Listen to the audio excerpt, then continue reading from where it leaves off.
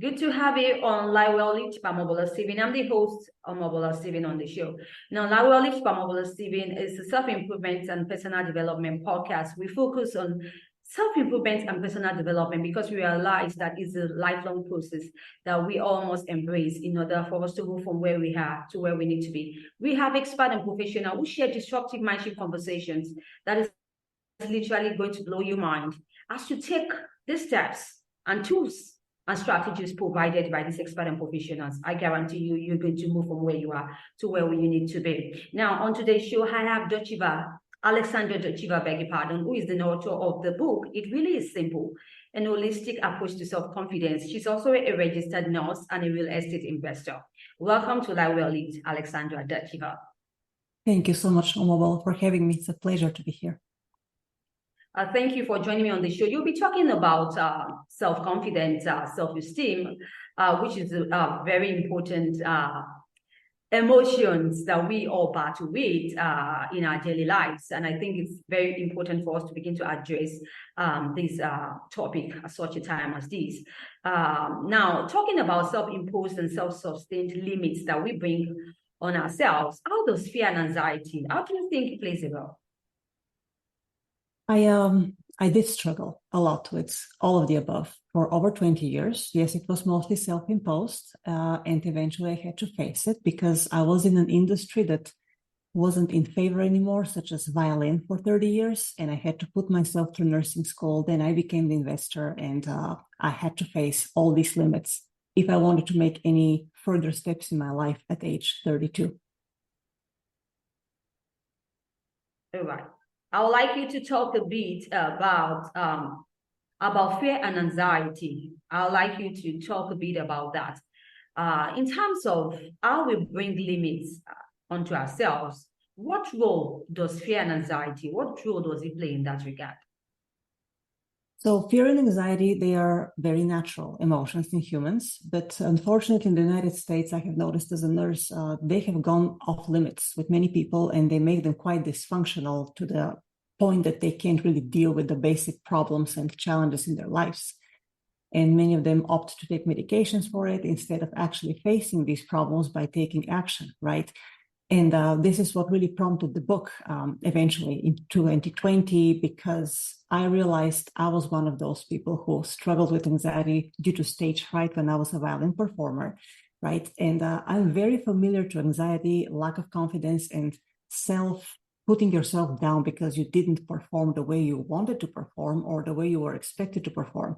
So it's a choice whether you let this beat you down or get you motivated, right? And being very familiar with these insecurities, which I eventually made myself overcome, I thought I could be very helpful to people by writing this book, because this is honestly, Omobola, the book I wish I could have read 15 years ago. But it wasn't present at the time when my journey started towards overcoming all these anxieties, fears, guilt, self-deprecation, the very useless feelings that prevent us from becoming who we want to be. And it is ultimately truly our responsibility to face these problems one by one step at a time, because you can read all the inspiring books and watch all the inspiring podcasts that you want, but eventually you're the one who has to take action and transform your life. Now, one of the focus of your book is lack of self-confidence. Now, we all have different root causes of our challenges in life or adversities. In your own experience, what do you think was the root cause of the lack of confidence that you had, and how did you overcome them? First of all, just being apparently socially awkward as a child, which I didn't know for many, many years. I accepted it in some way. So I was a very lonely child, even though I was going to school like everybody else. And this awkwardness then transformed into introvert type of personality and a self-imposed low expectations of every day that I went by. So I made myself, I was an early teenage, actually 11 years old, when I decided I was not going to have good expectations of the day. And if something positive happened, I would always focus on the negative side of what had happened. I thought that was cool. I thought that was self-protective. And it truly grew to a very monstrous type of mindset over the next 10 years. And you don't realize that happens until you truly want to achieve something very important, and you cannot condition yourself to think positively about your own abilities to achieve it. And it does become out of control. Unknowingly, you start believing your negative self-conditioning over several years, especially when you're a teenager and in your early 20s, because that's when you're most impressionable. And you truly believe what you think, even though you think that you are self-imposing it and you can control it, eventually it controls you and becomes this very low self-esteem, lack of confidence that prevents you from moving forward with your life. Really, you mentioned abilities. Now, I like us to talk a bit about this. Now, do you think that low confidence affected your abilities at one point? No. Okay, the question is talking about abilities now. Do you think low self confidence that you had it affected your abilities as a person? And also, do you also see yourself having errors in your thinking? It does affect your abilities, because I was one of those people who practiced the violin for 7 to 9 hours a day. So I was not a lazy person. I was also studying foreign languages when I was a teenager. And then later, when I came to the United States at age 24, I already had this very bad nervous spell on stage. And yes, it did affect my ability to perform, because I was performing way better in the practice room between the four walls, just with myself and the violin. And on stage, it was a very different story, like 60% of what I could deliver. So yes, your mental self-conditioning may dramatically affect your ability to perform in the moments that you deem most important. Right. Thank you, Alexandra, for sharing that with us. Still talking about the important takeaways in your book. Talking about low self-esteem, I have had to struggle with that, and I know that you also do that.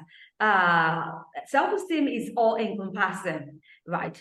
And you also struggle with that in your early years. So let's talk about the science of low self-esteem and how can we build high self-confidence?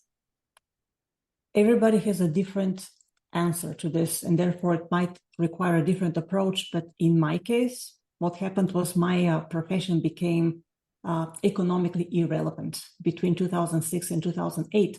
So after being a musician professionally for 26 years, I had to completely stop that after I became a nurse. So this was a dramatic change. It was traumatic in many ways. However, it was extremely helpful to rebuild myself, because I knew there was no going back. That was a choice completely of my own, unlike the violin, because when you're a little child, your parents may choose, okay, so you're going to play the violin now, and my parents were musicians. But with the nursing transition, and then in 2014, the addition of real estate investing, which was another very unfamiliar field for me at the time, these were the things that completely transformed my thinking, because I really, really wanted to accomplish. And I became very frightened of remaining poor due to my own mindset. So once I understood that if I change my mindset, I can accomplish way more than I had by that time when I was 32, somehow I believed it. Because I said, if I self-imposed low self-confidence, I can self-impose belief in my ability to accomplish. And that's what I did. And it was not easy to do. It took about 5 years. Then in the next 5 years, I started seeing the results. So it's not an instant thing, okay? But the more you make yourself learn unfamiliar stuff, the better your chances are to rebuild yourself, because you solve problem after problem after problem that previously you thought impossible to solve, and make yourself financially independent. And then the choices are all yours, because you created it that way. Right. You are a serial entrepreneur. You're a nurse, you're an author, and also a real estate investor, 3 in 1. And I know that you also run all the work that you do there. And in terms of mindset, how does mindset comes to play when it comes to juggling these conflicting but important priorities of your life, and also attending to your own personal needs?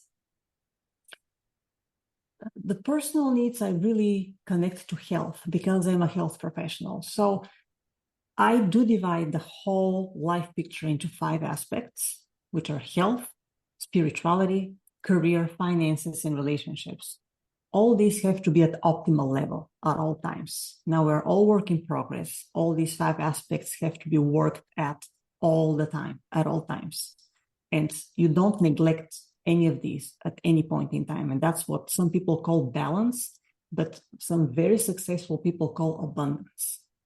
That's when you strive for balance, you might compromise here and there just to take a break. But if you strive for the abundance part of life, then you never get tired of working on all these aspects.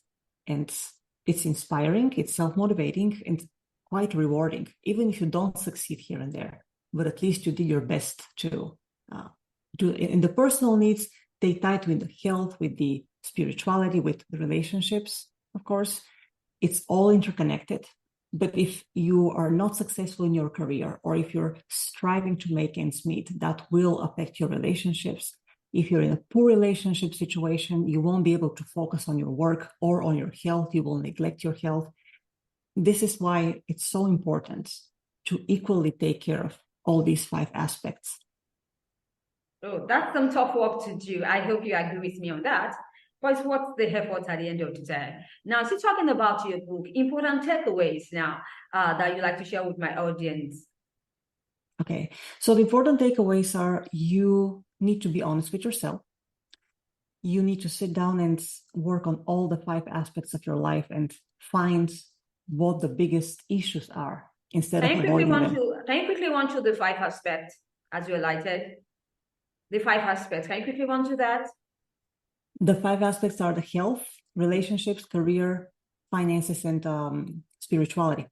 So as far as health, it's your diet, it's your fitness, it's your detox regimen every day. I mean, we all know we are in a cancer epidemic in the United States, in a type 2 diabetes epidemic, and in heart disease epidemic. These are chronic diseases with potential for multiple organ damage. They also happen to be quite profitable for the healthcare system and lead lots of people into bankruptcy because of prolonged hospitalizations. I deal with this every day at work, and it's increasing. These diseases are moving down the age spectrum, especially heart disease and type 2 diabetes. We now see 2-year-olds. So this is a huge part of well-being and self-confidence, your health, which is, now they say it's the new wealth. It really isn't the new wealth. It's just people are realizing that it is the ultimate form of wealth, is your health. And then your career is the way to be useful to others. It is often confused with ways to get wealthy, which is really not the case. And people get disappointed when they work many hours, yet they still struggle financially. And that is because they don't know how to invest, which is the financial aspect. So what do you do with the money that you didn't spend? Did you invest them in assets that produce cash flow when you are not working? And that would make you financially secure and independent. And all this ties into your relationships, because you need to be connected to people who are like-minded and they're not stopping you along the way or giving you poor advice. Thanks so much, Alexandra Dotcheva, for sharing your thoughts on today's show. I know that you have an exciting news that you'd like to share with my audience. Perhaps you have some projects in the pipeline. We like to get to know that. I'm sorry, say that again. Is breaking up a little bit? I know that you have some exciting news, information you'd like to share with my audience. Perhaps you have a project in the pipeline you'd like to share. Can you quickly run through that, if any? Well, there is no really punchline. You just have to take responsibility of your life. And if you want to learn about my system of doing that, which works with every life aspect, you can go to my website and get my book. It is called, It Really Is Simple, A Holistic Approach to Self-Confidence. My website is holisticselfconfidence.com. And you can also sign in for a coaching session if you wish, but I tell everybody, get the book because it's the least expensive and the most affordable way to learn about how you can elevate your health, how you can build perpetual wealth, and it's all based on personal experience. So it works. It definitely works. Absolutely. Thanks for sharing that. How about you? Okay, you shared your social media handles live. You like to share a parting word to my audience? Any parting word you like to share? Any parting word you like to share with the audience? It's really breaking off. Sorry. Do you have any parting word you'd like to share with my audience? Any line of motivation or inspiration?